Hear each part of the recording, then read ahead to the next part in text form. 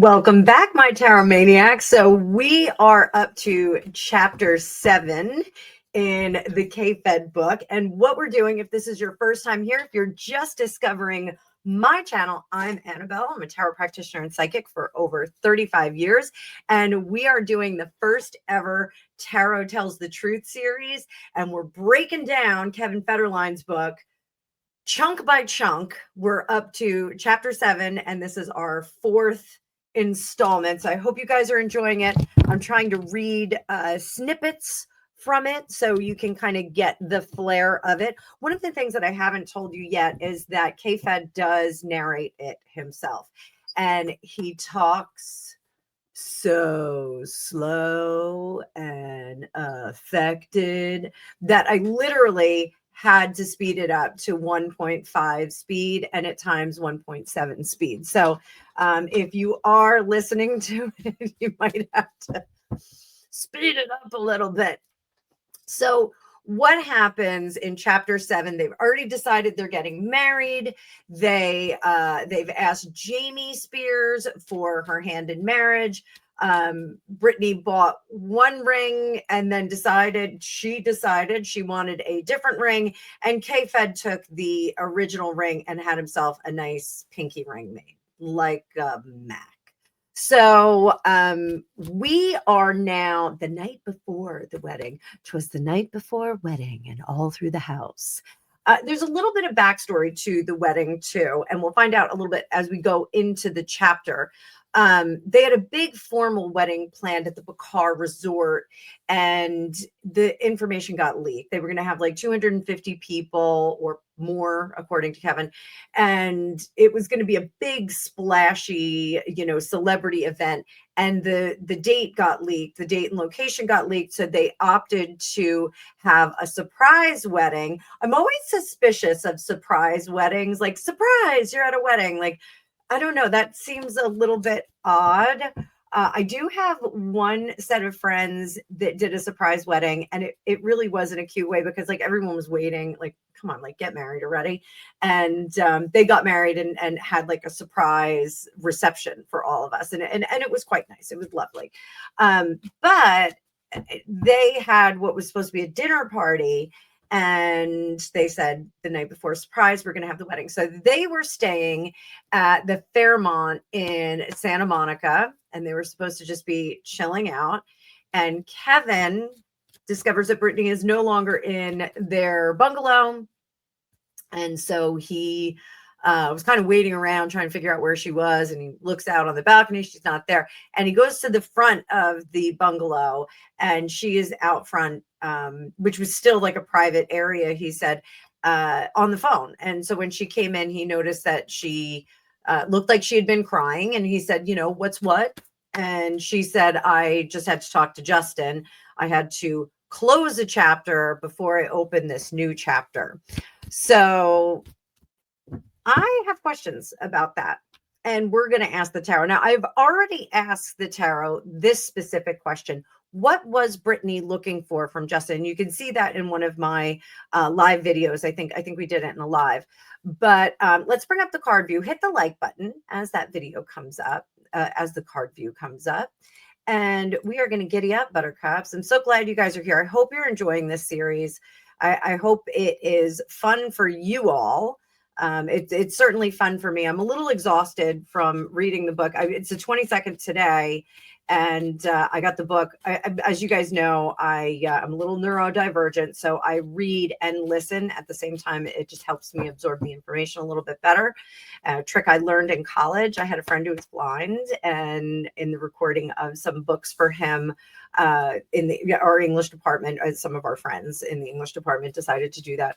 I realized that that worked really well for me. So it's something that I've taken into my adulthood. So what I would like to know is, what exactly was Britney looking for from Justin that night? And we're gonna ask that question again. What did she want him to do? She wanted him to say, don't do it. Don't do it out of sadness, out of regret for what's past. You need more time to heal. That's what she wanted him to say. What was her end game in that? She didn't want it to be over with Justin. Now, I don't know if Justin was married to Jessica Biel. Is Jessica Biel who he's married to? I think Jessica Biel. Really cute. She's very cute. I'm not like poo-pooing her, but I think she was confirmed from the other reading, looking for him to say, don't do it. Don't do it. You know, we're not over yet. So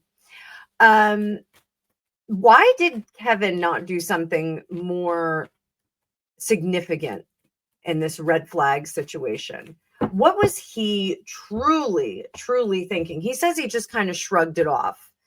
He says, I told her straight up, if you're not ready to do this, we don't have to. We don't need to get married. I'm happy with what we have. Was he? Was he in fact happy with what they had? Not entirely. Nope, it wasn't a commitment yet. He was impatient. And this was yet another moment of gaslighting for him, where he's basically telling her, I don't, you need me more than I need you. Terrible, terrible stuff. Terrible stuff. He said, I meant it. Marriage wasn't some big thing for me. I was young. She told me she was ready to get married and wanted the wedding to happen fast. So sometimes gals want the to-do rather than the actual marriage. So it's unfortunate. I knew a few of those. So did Britney really want to marry Kevin? Did she buy all the gaslighting? Let's see.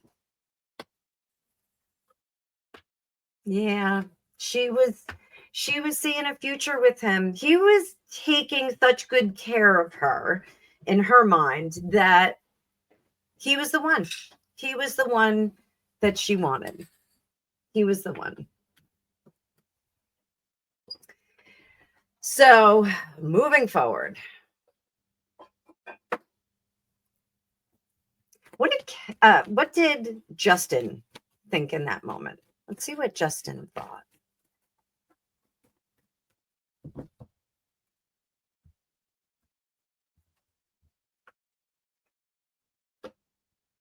Oh, she's doing the wrong thing. Don't do it. You're exposing yourself. Strength, patience, darling, patience. 6 of Cups. He wished things could have been different, but knew that they couldn't be. So I think Justin was powerless to influence her. And I think politeness prevented him from giving her the point of view that he should have. Oh, delicious latte. Delicious latte. So Kevin says that even after the wedding, he could tell she hadn't fully moved on. She was constantly it wasn't like she was constantly bringing him up, but it came through. So he felt the ghost of Justin Timberlake. Did he feel inadequate with that ghost of Justin Timberlake? Did he feel inadequate?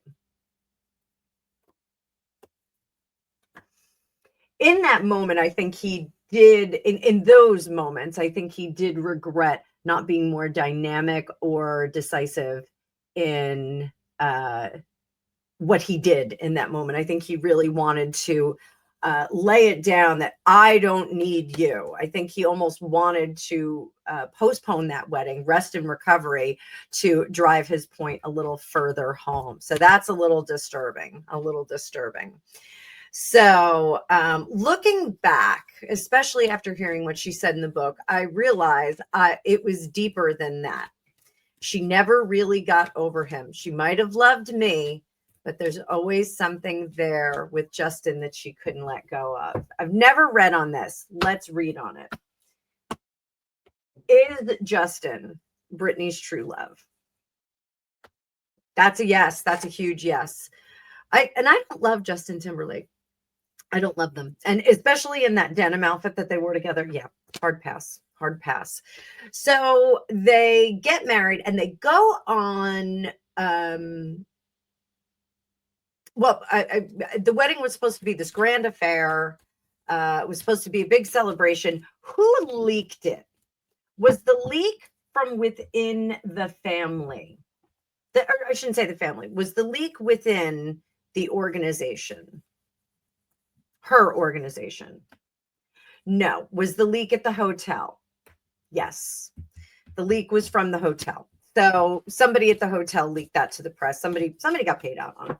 So good for them. All right. They went on their honeymoon and they did go to Fiji. And they went to a place called Turtle Island, which is an exceptionally expensive resort. There's really nothing there. It's a place for people to get away from everything. By the third day, K-Fed says they were ready to bounce because there was nothing to do. But by the end of the 10 days, they had gotten into the groove and chilled out and had been hanging out with some of the other couples. What got them into the groove? What got them into the groove? What was it?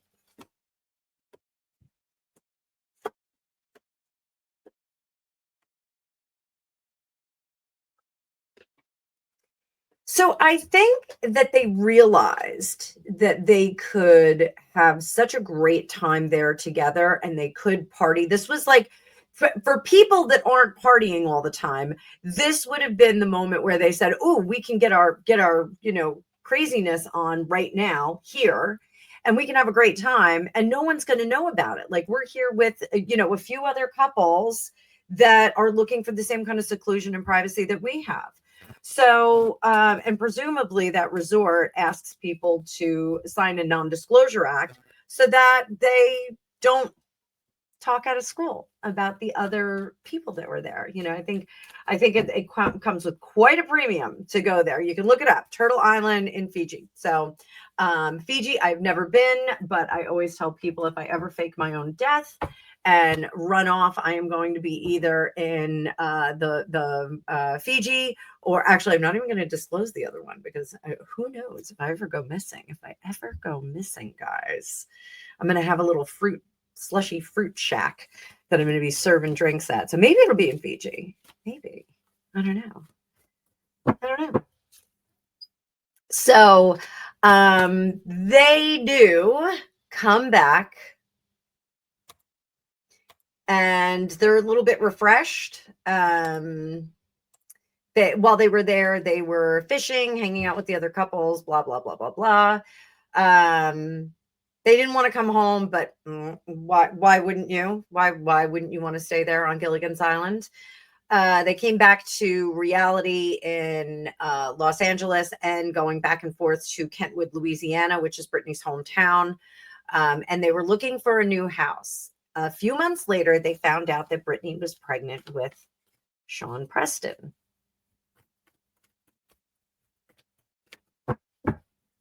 Intended? They weren't trying not to. They were having a lot of fun, a little bit too much fun. Now that's interesting. I think there were some people that weren't real thrilled about her getting pregnant. Who were those people that weren't real thrilled about it? I think this is Dad. And I think they wanted to keep it on the DL. I think Dad wanted to keep it on the DL. He didn't want everybody to know she was having a baby.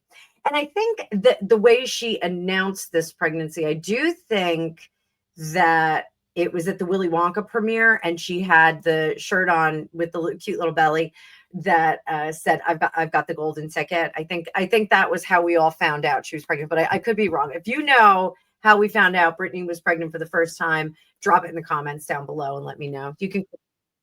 Not a Britney expert. So she was glowing, radiant with joy. Everything was happy. They were figuring it out. And we move on into chapter 8. Chapter 8 finds us house hunting. And this is laughable. Britney Spears, pop princess, working since she was 8 years old. They start looking for a house in Malibu. Before they got married, they signed a deal for their TV series Chaotic, which I'm going to be dipping into tonight. And it was a reality series about Britney's life on the road and our relationship, according to K-Fed. The deal gave me the money to help buy the house. Now, I don't know how much that house cost, but later in the book, K-Fed says he put $500,000 in. I don't think that the house cost $1 million. I think he put a little bit in, but he probably put all of his money. We both put money down and bought it together. Up until then, we only lived in places that she owned. K-Fed really buy this house? Absolutely not. He's not really doing anything. Did the chaotic money contribute to it? There were deals upon deals that they had. Listen, K-Fed, I'm sorry, dude. The only reason that anybody knows who you are is because you married Britney Spears behind your fiance's back. I told you guys I was going to be as unbiased as possible. I'm sorry. I'm having a hard time with it today. So it took them a while to find the house. They find one. And Britney wanted to focus on the inside. She was working with decorators, and K-Fed says, I took on the backyard. Yes, me. I was mowing the blankety blank lawn. The backyard became his masterpiece. We tore that place apart and rebuilt it from the ground up. He became the unofficial general contractor. Pool, swim up bar, grotto, waterfall with a slide, a rock to jump off, a barbecue area, TVs, fire pit. Perfect setup for entertaining and hanging out. This was his dream project. He put everything into it. So I don't know how much money he made off Chaotic, but presumably all of this work is being done on Britney's dime. Was he really designing and putting those bricks in? Was he really? Knight of Pentacles. I think he might have been. I think he might have been integral in the development of it, but I think he's giving himself a little too much credit, guys. Was he telling people where to put those bricks and blocks and where the pool was going to go? Yeah, I don't think he was actually laboring in the backyard. I don't think he was mowing the lawn. No one in Malibu mows their own lawn. Are you kidding me? So now I'm sorry guys, it's getting hot down here. I don't know why it's so hot, because it's late fall here. I don't know where my fan is either. My biggest fan is gone. So Sean Preston, we get into Sean Preston being born, and this will come up a little bit later, guys, because this breaks my heart. He says that Sean Preston was a beautiful baby. It was delivered by C-section. Was born on September 14th. And he says what really hit him was Britney's face. And I could get emotional saying this. I'd never seen her like that before, ever. Pure joy. Undeniable love, tears pouring down her face. It's one of those memories burned in my mind. Something I still hold on to through all the turmoil that followed. So in that moment,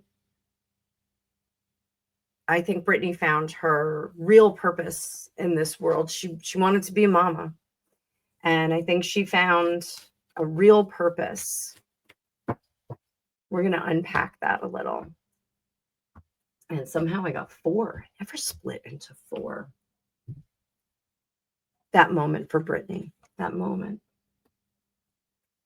Lovers in reverse. The moment of birth, that individual became the focus of her world. So later in the book, they talk about how she favors Jaden, the younger son. And I think Sean Preston really became the center of her universe the minute he left her body. It became real. And it does, those of us that have children, it becomes real when they hand you that baby, no matter how much they're wriggling around in your belly. It's not real until you see their face. It's not real until they come out and you can actually go, woo, look at you. So under the surface, Three of Swords, Tower, life-changing moment,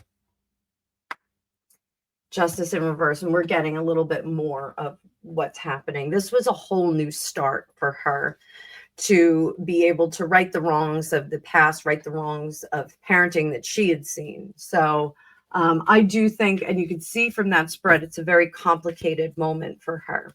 Very, very complicated. You truly have an understanding of your responsibility toward that little life that you had in your belly. So he goes on into like the kids names, like Sean, he calls him Preston, but his name is Sean Preston or Sean P, they call him. And Jaden was Jaden James or JJ for short. But this was something in her family. Brittany Jean, Jamie Lynn, they all had like double names. I think he says it's a little bit of a Southern thing, but I at the same time he's saying like it's kind of Britney thing too. So the same thing that we cut right to Jaden's birth, because it's like 3 months later that she finds out she's pregnant with Jaden. They are technically Irish twins. Jaden was almost born on 9/11, but they worked their way around that, and they had him born on September 12th.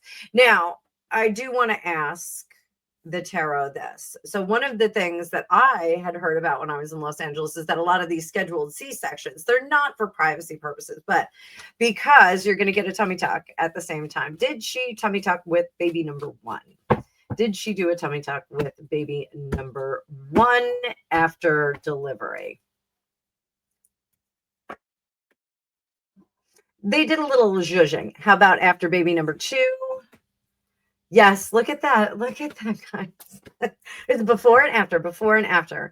I do think that they did a little zhuzhing in there. They zhuzh things a little bit. So they go home, they settle into Malibu, and that stretch of time is pretty peaceful. Is that true? Is that true? Yes. Calm and peaceful. But there were some things that were going on that he was ignoring.